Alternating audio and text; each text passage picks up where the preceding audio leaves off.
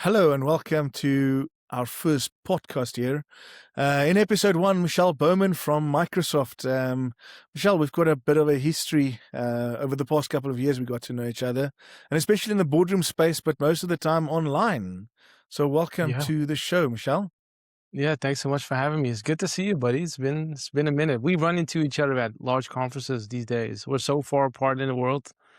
But I'm really appreciative of all the work that you've been doing for Microsoft and for Teams Rooms, and I'm excited to be here today. Thank you. Yeah, I mean, you've transitioned through the years. I've transitioned through the years, so that creates an interesting environment where we've both grown together, and where boardrooms have grown to and AI has grown to, I think is the more important topic here, because I think right now we've seen a global crisis called COVID, and all of a sudden we've got a global crisis called fuel. All of a sudden, Right. so it makes it interesting into where the world's going to go to, where AI is going to go to. So I think just Yeah. give us a bit of update where you are, Michelle, in this whole transition, your whole environment, and where do you fit into the Microsoft ecosystem today? Yeah. So I lead the what we call the AI powered workplace program, which is a program within Microsoft where we try or where we work with Microsoft partners, and we try and help end customers to get the most out of their offices and meeting spaces.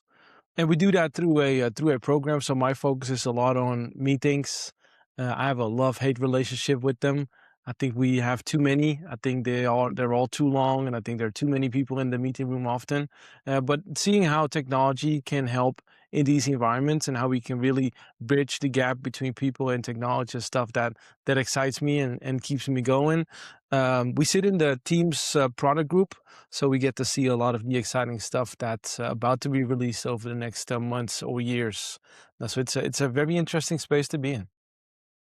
So find him on LinkedIn, find that future stuff. I don't think it's that easy, Yeah. but so It's so I mean, especially now, it's like a weird time. A Build is coming up, Microsoft Build, which is a large Microsoft conference in a couple of months. So you kind of see what the announcements are going to be. So I'm in this twilight zone where I'm trying to figure out what did we release and what haven't we released yet, and what can we talk about and what can't we talk about, or maybe talk about a little today. But I'm in that weird twilight zone. I won't mention a brand, but I actually just met with somebody new you guys are onboarding, so it's quite interesting. But I won't mention anything. It's just quite interesting because they've taken the world with their camera technology by storm. The quality they bring out is phenomenal, but I've seen some interesting AI gestures for personal space, educational space, and I was having a chat with them about healthcare. But that's interesting. But I guess let's start off the central point where people know us from, and I mean, just to get to know a bit about you, what would you say personally for you over the past 10 years has been the biggest upgrade in the boardroom space? For me, for me, it's not about like one feature. It's not. I'm sure we'll talk about a lot about AI today as well. For me, it's about the removal of friction. Like you see a lot of meeting rooms and boardrooms that maybe have no cameras, maybe just have one of those speaker pucks or some of those old phones in there, but not even video. And I think that has changed a whole lot. And there's not a lot of hey, can you hear me? Can you see my screen? Someone please dial into the bridge and hit your 8-digit password to dial into the meeting room. Today, with intelligent meeting rooms, the meeting just simply starts, right? So people walk in, join instantly. Remote participants feel like they're part of the meeting, and even though there is this return to office thing happening in the world, we still see that a lot of meetings are hybrid. So the biggest upgrade isn't the technology itself. It's really the shift from, I would almost call it connecting devices, like which cable do I plug into which port, shifting into connecting people. And I think that's the stuff that I'm most excited about. I still see somewhat the boardroom sitting sometimes in a facility space more than in a strategic space. And I mean, what would your opinion be? Is it more infrastructure today, or is it more a collaboration layer? That's a great point. I think many organizations still see meeting rooms and boardrooms as just real estate, right? And they are in some way, but more than anything, they're like collaborational infrastructure almost.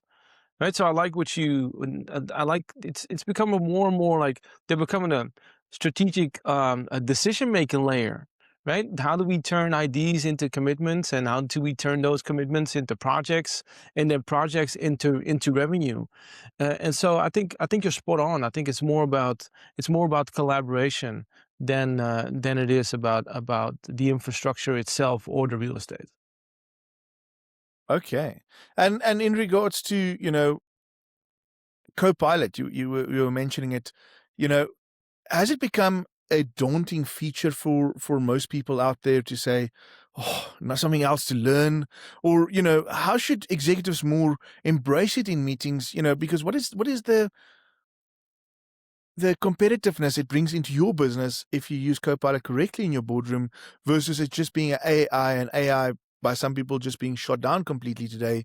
Where do Copilot fit in then today to that So I environment? think first of all, I empathize with those that are saying, "Oh, it's another thing I need to learn," and it all moves so fast, right? I mean, something that's new today might be old in 3 weeks because these models continue to improve, and the stuff that we put into Copilot, we just announced Copilot Cowork, which is basically your Copilot now turning into a doer instead of just a listener and someone that gives you advice.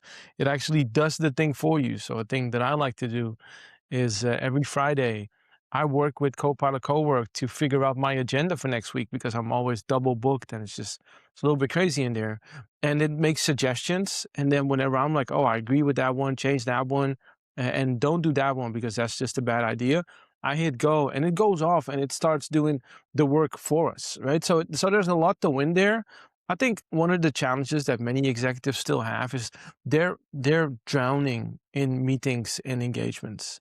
And so we need to think about how does Copilot really change participation rate? And I think it fundamentally changes the role of a leader in the meeting. So instead of having to take notes and track actions or remember who said what on the meeting, rooms can help with that as well by doing voice recognition or face recognition.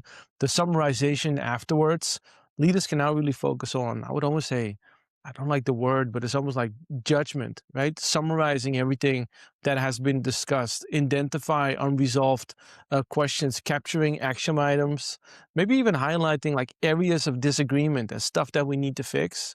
And that is just step one, because the next step is we talk a lot about the concept of frontier firm, which is a company where both people and AI work very closely together.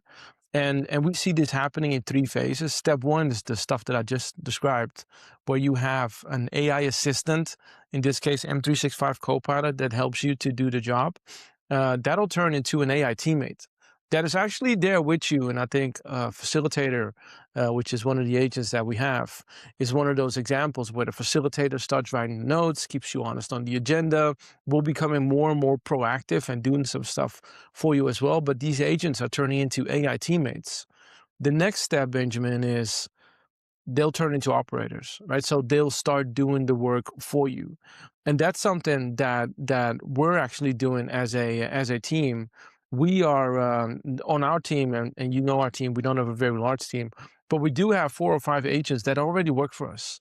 It's almost like they're on the org chart, right? And I think that is gonna help, especially these leaders, but really, honestly, everyone across the board is gonna help them to do work that they actually excel in, and all the stuff that they can automate can be handled by these agents. So I think, Deepak, you joining in here in a conversation on the other side. But Deepak, welcome from HP Poly. Um, I actually know we're also supposed to have a session today, linking into the session. So, but it's fine. You've joined now, so we'll make you part of the first episode That's here. fantastic. Uh, Thanks so much, Ben. How are you doing, Michelle? Good to see you, Deepak. Yeah, likewise. I wasn't so Deep, sure. I mean, yeah, go for it, Ben. no, that's fine. Deep. So, I mean, what we just basically covered is the AI into a boardroom, and where do you see the benefits there, basically, from your guys' side into the boardroom, knowing, hey, there's a bit of, as I mentioned earlier, a COVID crisis that we lived through, learning from working from home. Now we're living through a fuel crisis. staff is concerned. Shucks, but can I get to the office every day? A lot of people in South Africa has returned to the office. How do you guys from a HP Poly side say, okay, there's AI, we've got headsets, we've got webcams, we've got boardroom tools. Doesn't matter where you are, we can kind of connect people together. Yeah, thanks, Ben. So I think it's a loaded question, but I think since we've got Michelle and the big guns on the call, the thing is, we've evolved. I think 5 years ago, you know, we were kind of scrambling in the pandemic, just trying to get some sort of device, and assuming it was kind of best effort in terms of that type of device. Fast forward 2026, with the might and the breadth of portfolio that we have from HP, hybrid work isn't just something that we actively preach. I mean, we kind of live it. We're doing it every single day with the variety of devices that you have out there today. It's hybrid has become the norm. We've accepted it. We've embraced it. It's genuinely how we work. It was a bit far-fetched, a couple of years ago, but in terms of how AI has also accelerated the adoption, I think with the likes of uh, live captions, translations, uh, note taking, all of those additional features have also accelerated the user experience, but also given users a lot more one time and also boosting productivity. Because now you get a whole lot of rich media out your meeting. It's consolidated, it's scripted, there's action points. Uh, Often enough, if I'm unable to attend a meeting, I can quickly review the transcript or I can review the recording, which just brings me up to speed, you know, quickly. If there were specific call outs for my action, I can immediately see, if there's anything that's worth me following up on, and, just reaching out to the customer and providing that follow up. Just to add to that, I think what a lot of companies still struggle to understand is they don't lose employees because of location, right? So it's not about work from home or work in the office. They lose employees because of autonomy. Hybrid work is not it's not a policy issue. It's a trust and experience issue, right? The real cost of losing an employee it's not in recruitment or having to find someone new. It's about just losing that, what is it, institutional knowledge, right? Everything that you capture, it's about broken team continuity. It's about delayed project. It's about customer momentum just slowing down. It's about leadership, spending time to build trust. I think where organizations that aren't focusing on location, where they're winning today, it's like they're redesigning an experience where employees can contribute effectively, whether they're remote or in the room. And I think the equipment that both HP Poly sells and the software that we deliver on top of it is really helping with that. And you'll see a lot of stuff coming to things like the facilitator agent over the next couple of months that are going to help you even more. But essentially, what you're doing when you have a Teams Rooms device is you giving the office or the meeting room eyes, ears, and a brain, right? And this is really going to help to elevate that experience of employees, whether they are in the office or they're not. And so I think companies need to rethink, like, what is this thing about location and employees, and how do we make sure we get the most out of them? Again, it's not about the location. It's about trust and the experience that you can give. Because I'll be honest, if everyone's always in the office and I'm dialing in and they don't have the right equipment in the room and I feel disconnected, I'll start feeling disconnected from work as well, right? So if you facilitate Absolutely. hybrid, then make sure you have the right equipment in place as well that actually lives up to the promise of what almost the expectation of what users have which is feeling connected to what's happening in a location that they're not in. I think you've touched on something important. It's like employees will do it my way, or you're replaceable. I think that concept is changing slowly, and maybe too slow, because what is the actual cost of replacing an employee? Right? It comes down Mhm. to, I have to retrain, I have to make you part of the project, I have to reintroduce you. I lose momentum because the team don't know you. And I'm just going to look at your background there. If I take the transition from Lewis Hamilton to Ferrari, it took a year for him to become competitive. It's not because he's a bad driver. It's not because Ferrari is a bad car. Some people just quickly jump in. Some people take time to adopt. You can take it to a football team. These people have good teams to make sure they incorporate you part of the team. Companies out there don't necessarily have teams to make sure you incorporate. They go like, Oh, you qualified, you've gone through a HR process, I've made sure you know everything. Cool, you're onboarded. Oh, shucks. If you use, and I'm just gonna use example, if you use SAP, there's different ways to use SAP, and how you used to use SAP and how we want you to use SAP could be two different ways, and just where and how you save documents. But you lose momentum, you lose trust in the team, you cause friction. And what is that actual cost then versus saying, hey, I have not done a work from home policy because I don't trust my employees. How can I then use Copilot and Microsoft to help me build this policy, to help me bring together all the data I have in my head to kind of structure it? Where do you then start using that AI to help you structure what you have as an executive or a business owner or a manager of of a large team or a region, bring that all together to help you motivate it correctly? Yeah, so I fully agree, and just to stick with that F1 piece, like that I read yesterday that GP is leaving Red Bull for McLaren, and GP has been that's the guy you hear on the radio when Max is cussing at him. Right, but GP leaving, it's not GP can be replaced, right? What you can't replace is GP's knowledge. So if you start losing employees, let's bring it back to the business world. If you start losing employees, yes, you can always find someone new, but you'll lose that IP.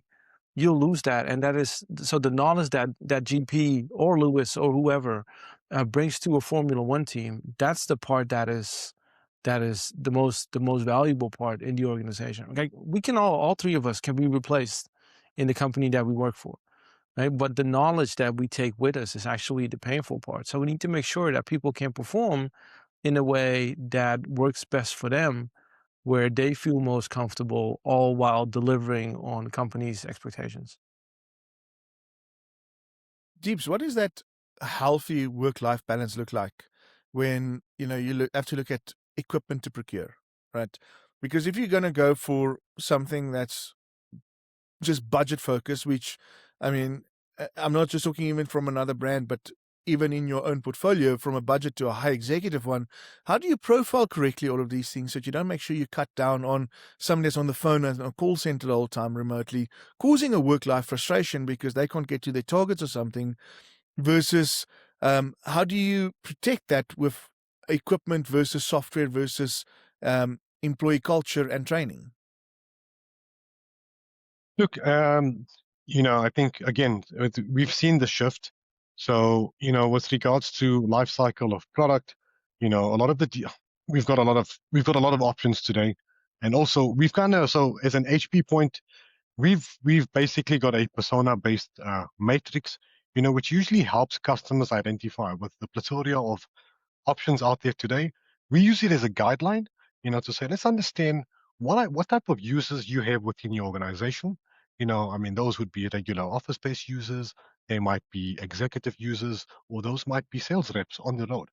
And these are also ensuring that let's enable the right people, number one, with the right type of devices, you know, but also giving them the autonomy to be able to deliver, not just necessarily having the right tools, but being able to literally join a call from wherever you might be.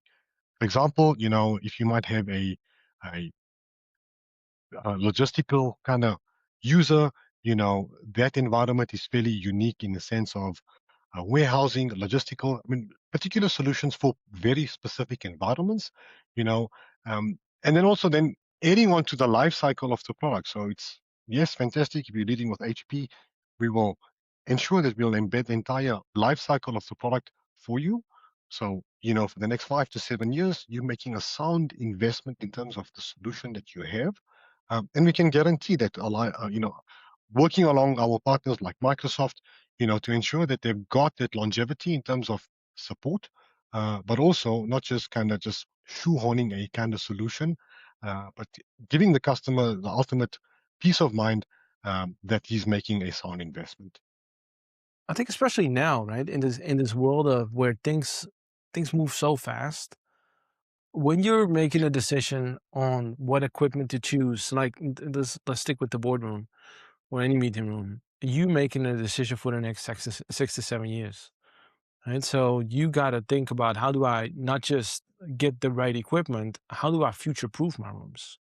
Because something is going to pop around the corner in a couple of months, and you want to make sure that you can have that technology in your meeting room as well instead of having to go through another refresh.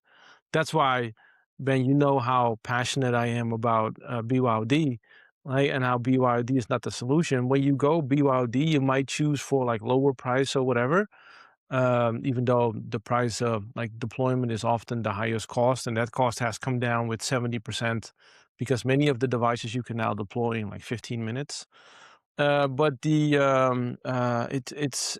when you go the BYOD route, you basically say no to everything AI in the meeting room because you cannot do all this cool AI stuff. And I think you spoke about work-life balance.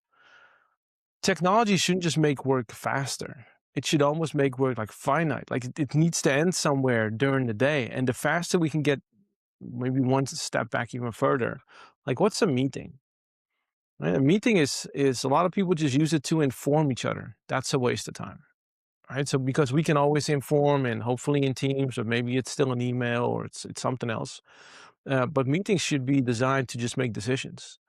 And the faster you can get to the decision, the faster the work ends. So if you can have a solution, so if you can have the equipment around you, and that's both hardware, software, services, platform, whatever, that helps you get to the solution, the decision faster, and make sure that the decisions are made earlier. I think that's more important than fast. But decisions are made earlier. That's when work can also stop earlier, and it can also take away some of the stuff that you're just not as good at or very time consuming. My manager asked me to write up business reviews, and I know that I'm a horrible writer, right? So I have 3 agents that all work together to write an MBR for me, and every month, a couple of days before I have to hand in my MBR, I get the MBR from my agents. I look at it, I change 1 or 2 things, and within 15 minutes, I'm done, right? And then work ends. So I think again, it's not about it's how can you ensure that the equipment and the technology help you to make decisions being made earlier. And I think the technology should always help you to do that, and not the other way around. I think, and that sounds bad for a guy that makes money off of how many active devices there are in the world, but I think the hardware devices and the license are just collateral. It's all about the experience, and I think that's something that people need to get in mind when they make these investments. Like, hey, what is going to help us to just get work done? I want to touch on something and then I'll go back to what you said. But the cost versus the cost is kind of, I think, a key topic to discuss, because the cost of you not having a proper boardroom, in the sense that your battery dies, somebody needs to share content, somebody else. Now you're running on a BYOD device. What is the actual cost to every meeting you're losing with 2, 3, 5, 10 people in a boardroom or in a call, and you're starting 10, 15 minutes late? That causes a frustrating part at the back end, because now I can't get my work done quick enough because this meeting has delayed me. That causes other frustrations. Or sensitive data being shared because you've opened up your screen, everybody shares a screen, or you forgot to press screen share, and all of those minutes ticking by with everybody in the boardroom causes frustration. It causes sometimes jokes. If you have a bad work culture, it doesn't create a better environment. And it doesn't really build your company. But what you did say builds your company is AI. Now, I hear a lot of people here in South Africa saying, oh, AI is going to take jobs. But you've just explained your life becoming more productive, you're getting more done. And that is actually the ultimate thing. Now your IT guy goes to the boardroom because somebody couldn't share something on HDMI, and it's actually USB-C now, and got all of that tech that you have to try and balance. Instead of saying, hey, how can I make my employees more productive, get more work done ultimately? Because all I'm going to do is I'm going to call a meeting, and we're going to have wasted every day 15 minutes for a late meeting started. Instead of saying, hey, I've got AI here to help me be more productive. I'm going to help my employees be more productive. How do you how do you change that mindset for people saying, oh, AI is going to replace jobs, to, hey, if I embrace learning AI for my own role, whether I'm a receptionist, a logistics person, a manager, executive, a call center agent, why should I rather focus on learning how AI can help me do those mundane tasks instead of me going through my calendar looking, hey, how many meetings have I had? Who have I met with? What was discussed in that? Because that's ultimately what you're saying you use AI for a lot. But how do you get that mindset change to most people to embrace it instead of resisting it? Let me start by saying AI will replace jobs, right? So that is definitely going to happen. But at the same time, if you just look at history, we'll always have new jobs. And I think how our jobs will change is we'll become, we like to call it agent bosses, right? So we'll be the agent will be doing a lot of the work for us, and we're checking if the agents are doing the work in the right way, yes or no. It's like our engineers, the AI is writing a lot of the code. Still, the engineers look at the code and review it and work with it, and then retrain the whoever whatever AI you're using, and then we're gonna refine it, right? So I think jobs are definitely gonna go away, and at the same time, I think we'll have new jobs that'll arise as well. You spoke about, and then I'll ask you a question. You spoke about the scenario how IT now has to go to a room. What if you I keep thinking about this. So in some of our senior leadership in Microsoft, they have a person that before they go into a meeting room, that person goes in first and then checks to see if one, the tech is working, but then two, if the chairs are set correctly, if there's no chair in front of the camera, if there's no cups on the table, maybe someone spilled coffee or maybe someone has some food there. What if we could give every room in the world one of those people, right? In the form of AI. I think that would be so cool. And then to answer your question, I think people just we need to show value, right? And we show value by just really showing it to them and not just talking about it. Like, hey, let me bring you into the scenario and then show it to you and how it works. And that's when things really starting to click. It's almost the same as with Teams rooms. Like you can say how great it is to have one touch join, but the moment an end user comes into a room and instead of having to fight over who shares their laptop or who plugs in the HDMI cable, someone just pushes one button. And the moment they see it and push that one button is when they're sold, right? So I think you got to show them the experience. We need to stop talking about, oh, this camera has this field of view and it has this many cameras and this many speakers and this is the resolution, and no one cares but us, right? The end user just wants the good experience. And I think to increase like an AI mindset is to just show it. When I show an app that I built, and maybe the agent that does my business reviews, right? Or the agent that handles all of our travel and expenses, or the agent that handles all of our marketing investments, or the agent that collects all the insights. When you show it and you show how they collaborate together, that's when people have this light bulb moment. Like, wait a minute, this is not some funky scenario that I see on YouTube of people getting excited about this new piece of AI. No, this is actually how it benefits my day-to-day life. And that's when they'll flip the switch and start using it more, I think. So, talking about these boardroom moments, what is the funniest moment that you guys have ever seen in a boardroom happening? The one that you just can't forget? Deepak, you go first. Yeah. Okay. Cool. This is going to be a bit of a throwback, but I think it's quite instilled within me. So if historically, um, when we were still dialing IP addresses or long sub-URIs to actually join into a call, you had a remote control and you had to now physically type in 192.168.1.xyz, and you didn't have a touch panel at the time, and you had everything being driven from a remote control, and God forbid, if there was one mistype, you had to delete all of that and then, input the DTMF codes again for you to join the call. And, sheesh, I was the guy on standby, always connecting the call for, my big bosses at the time. And I would stand there like, a deer in the headlights, just making sure I don't have any mistypes. So, that was my kind of moment, the standby guy to join the call. Wow, that is a throwback. That's a throw. I was visiting a customer the other day, and they told me that they had this big board meeting, international board meeting, and they had a cool Microsoft signature room set up with a half moon shaped table. It looked all fancy. But then there were a bunch of wires also coming out the table. And so they go into this international board meeting, and one of the execs has an iPad, his personal iPad, but the battery was almost dead.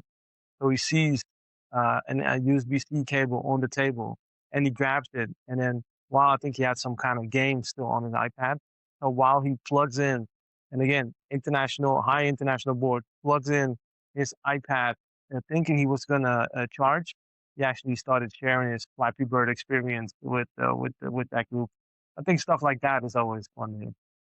I think if you're creative, you've got to like, guys, can we stop playing games now? We need to get serious Yeah, about exactly. business. Yeah. You know, turn it into a more serious moment. I remember I walked into a boardroom and it was like a very simple thing. And this is where I actually started liking Microsoft Teams. I think I was one of the very first people to adopt it. I had no choice as to where I was. Deepak, if you remember how hard I was pushing Microsoft Teams at the beginning, struggling with SIP, but trying to just get both screens on. You know, you've got a remote and it didn't just automatically switch on the screens. Today, the PCs do that for you. Back then, it's like one was on, one was off. Oh, man.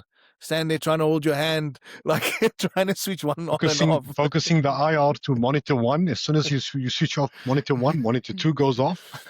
Exactly. So, Those were the just a days. bit back at it. I mean, we've covered a lot of things, and I think one of the things that's important, what's needed from people to be successful in meetings, is you need to have an agenda for a meeting. I still get so many meetings where there's no agenda. And it's like, okay, so we're not going to track an outcome. I can have AI, right, to try and do anything. But there's so many meetings where you go back and you discuss the same thing 4 times because there was there was a resolution, but nobody did the job because nobody remember who was supposed to do the job. And we're going to ask it again. So I think the first part is, you have to have an agenda because then you can have an outcome. And how does Microsoft turn those more meetings into better meetings? Because it's fine saying, as for executive, hey, yes, you've got a lot of meetings, but are they better meetings or is it just meetings because some things were not actioned? And how does Microsoft help you overcome that piece? And what do you need to do to make sure you can track it correctly? Yeah, so I'll tell you the Microsoft piece, and then I'll tell you how we do it because some of it has to do with culture, I think. So you, meetings almost need to be like a structured decision workflow, right? So Teams as a platform, it provides the shared workspace, the room experience, the collaborational fabric. And then Copilot adds the summarization and the capturing and the unresolved questions, and then maybe even recommendations on what to do next. So instead of meeting being events, which is what a lot of companies do, they become steps in an outcome-driven process. So how we like to do that as a team, and Ben, you know this because you and I are on a meeting every now and then. Meetings with me are always 20 to 25 minutes. And even when I do my weekly meeting with the team, it's always 20, 25 minutes where we try and use our meeting to actually get questions answered, right? So it's all about decision making. Right after this, I'm on a meeting with my team. We're putting together a European tour. So we're going to London, Copenhagen, Paris, and Amsterdam for an AI Power Workplace tour. Excuse me. And we're not using that meeting to inform each other on how many registration each session has or to inform each other about how whatever goes. No, we use that meeting to make decisions. So we've already done the pre-read stuff. Everyone comes to the meeting prepared. Now we use those 20 minutes to make a couple of decisions that we have to make. And then afterwards, again, using the power of AI and stuff that Facilitator and Copilot helps us with, we actually start doing the work so that when we go to the next session, we already briefed everyone on the work that we did based on the outcomes from this week. And then we can go through a fresh cycle. And sometimes we might even say, hey, let's not have the meeting because there are no decisions to be made. We just need to continue to do the work. And so at one, it's using the platform to make these things easier, but then also embedding your culture. Like, hey, we're not gonna do 75-minute meetings with 25 people because 90% of the people will be just scrolling their LinkedIn profiles, and maybe two people will be speaking. Also, if you add more than 7 people, with every person you add, the effectiveness of the meeting declines by 10%. There's some research there. And also, the more time you give something, the longer it will take. So if you force 20 minutes, it'll most likely end in 20 minutes. If you force 75, it'll take 75 minutes, right? So I think one is the technology, two is the culture, and then blending those together. Deeps, how do you blend the culture together with the hardware, together with building trust with remote and in-person meetings? Because ultimately, the meeting location has become a home, has become a car, become airport, a Mhm. boardroom. How do you bring that collaboration together with building a culture and a trust together with all of that? Look, so I think it's important for number one, uh, people to embrace the technology. You still have people that are still, I want to say, shy or scared to actually not easy to walk into a boardroom and just, I mean, one touch dial is fantastic. We know that. We walk into a meeting room, we know exactly what it does. But for somebody that's possibly not as tech savvy as we are, still has is reluctant. Often enough I get called into the room and it's, guys, that's here's a quick 101. How do you guys, like, it's informal, and because we do it so frequently, it's just, guys, if you have a meeting, oh, I don't expect you to go on a full-on training session, but ad hoc, impromptu, kind of just, providing that guidance. It also builds a rapport with my colleagues internally, because often enough, it's like, I'm not your meeting joiner guy. I'm just helping out, you know. But also, it just helps, me collaborate, number one, with my colleagues internally. It starts to build that culture, because it would have been, for example, a colleague I never interacted with previously. But now it's giving me the ability to say, well, Deepak's a cool guy. If I get lost, I'll just, he's not my tech support guy, but, he can help out where necessary. So it also helps in that kind of culture. I find personally uh, that's what's been working from a local HP point of view. Uh, a lot of the colleagues, just sometimes have become actually a lot more comfortable using the technology now, whereas previously they would just be locked down to their desks with their headsets. And I'm like, guys, here's the boardroom. Have a one-on-one session. Here's the demo room.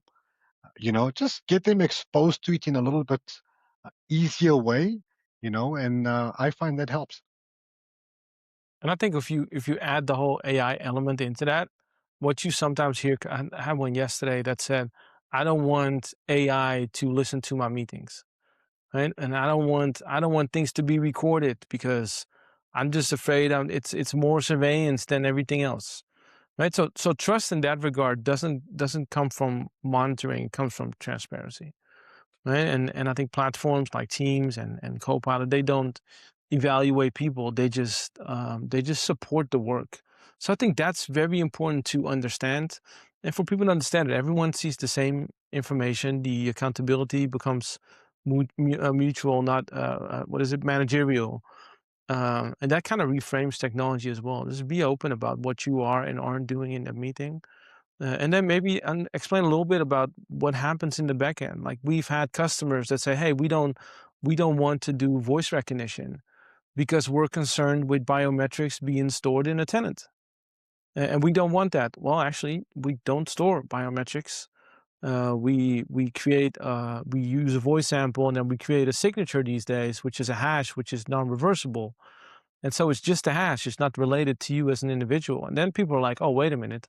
Never thought about it that way. So you're just doing this to make sure that we can have more effective meetings? Yes. Okay, cool. Then it's fine. Right. So again, I think it's really much about transparency and explaining and then people will gain more trust. I think just to on one of the last topics to dive into, you're talking about the Copilot, but maybe just explain to people also, for those that might not know, how Copilot actually works, in the sense that it's not an open platform that all your data gets shared to. It's self-learning also inside your organization, and anything you kind of input stays your organization's data, be that voice, be that data you put in for it to analyze, be that emails for it to analyze. It kind of stays partially your data because that data doesn't leave your tenant, correct in saying that? Yes, correct. So what I think, and that's a great point, by the way. We didn't talk about that too much today. What we're seeing is that a lot of companies are still using consumer AI. Now that is tricky because that means that you're basically making your hold on, give me a second. You're basically making your IP part of the public domain because a lot of these services are very open and they say, hey, when you use our model, we're going to use your stuff to train it and make it better. Also, with some of these paid offers, I see a bunch of bots coming into our community calls every time where someone found some free trial of a bot that takes meeting notes. And if you go and check where they store their data, it's maybe in some random data center somewhere in the US. And even on the paid plan, they say, hey, we're going to train the model with your data, even on the paid plan. Right. So you want to stay away from that and go with a commercial plan where your data is not being used to make the large language model better. And so that's number one. And then two is sometimes people are on that paid plan and they use things that they call connectors. Right. So you can connect it to your Outlook or you can connect it to your Gmail or connect it to whatever you're using. These connectors only do that one-to-one connection, but that's not really how work works. Right? Work is continuous. It flows between people and information and files. And so you need something that's fully integrated. And that's what M365 Copilot, it fully understands how you work. We call it work IQ, fully understands how you work. And it also respects all the policies and data governance that's set up in your organization. So I used to work for a company, I won't mention the name, but we had our people review and my manager accidentally so she shared her display and she accidentally had a Excel spreadsheet open with all of the salaries of all of the people, ranked from highest to lowest. First two things I noticed was I'm too low on the list, and then two, I was able to see the file name because within 5 seconds she figured out that she was sharing something that she couldn't be sharing, so she closed the file. But I remember the file name, and I went onto the SharePoint and searched for that file and found it. So I could take my time to figure out, hey, where should I be placed on this list, and use it for my next promo negotiation. So hopefully that doesn't happen in companies today, and they've set up a structure where I would never even have access to those kind of files. And now Copilot will respect that, right? So Copilot will say, oh, you might want to have access to that file, or you want me to grab some information from that file, but I don't have access to it. And so I cannot give you anything. So also in terms of data governance, it's going to help you. So one is get away from these commercial tools. I'm sorry, these personal tools. Two, it's integrated with your work IQ. And then three, it respects the data governance. So, last question to your side, Deepak. I mean, with work from home culture, it brings other benefits like eco-friendliness because you're using less fuel.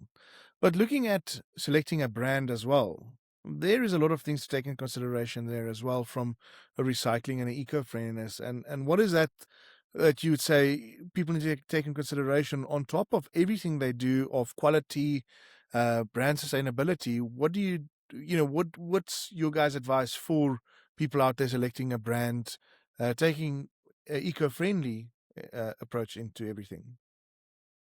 Look, I think I'll start with the consumer side. So, like you have the consumer-based software elements, we find, in a lot of on the technology side, a lot of consumer type of devices are also being utilized for meetings. And sometimes these may work, they work well, but when it comes to, purpose-built devices for specific use cases, this is when we're able to articulate very clearly what's the benefits of using an HP Poly headset or a Teams room, with the G9 Plus associated to it. What is the benefits? Is this a regular PC that I can just, buy off the shelf and image with Teams? No, Mr. Customer. These are the benefits, so we can drill down into a lot more specific details and, provide a proper uh, guideline in the sense of saying it's not just a regular type of device. It's purpose built for this specific use case, and this is what it's intended for. Because we've seen in the field, a lot of mixed type of technology solutions being incorporated in different kind of ways. But also maybe to come back to your initial question was like from a sustainability standpoint, you know, the devices, how are they manufactured? Where are they manufactured? What is the materials that's being utilized on these devices? We've seen a lot of these, I mean, over the years, we've obviously evolved and recyclable materials, in the sense of uh, the chassis of our all-in-one video bars. These are made from 100% post-consumer recyclable plastic, which typically are found off the sea coasts of around the world. So I mean, reusing all of those kind of materials, even the packaging themselves, you know, moving away from a lot of plastic-based packaging with more, you know, paper-based devices which are biodegradable, is also which talks to the greater sustainability message that we uh, obviously embarking on, which we, you know, intend to spread out through the entire portfolio. And Michelle, to you, last question there. We were talking about these documents, and it's something I want to dive into the future with you. But these documents by actually being shared, what's the number one tip you would give to people saying, hey, improve your security like this? Because security, AI, and eco-friendliness is kind of the three main themes I'm hearing this year. But, what would be your number one tip to make sure people stay secure out there with AI, with boardrooms and everything in use that we're talking about today? I think so. Start with one, enable M365 Copilot Chat, which is part of your subscription in most cases. That means your users no longer have to use consumer AI to do all this cool AI stuff. So you can get going. And then two is work with a partner like yourself to figure out how to set up and analyze your current data governance.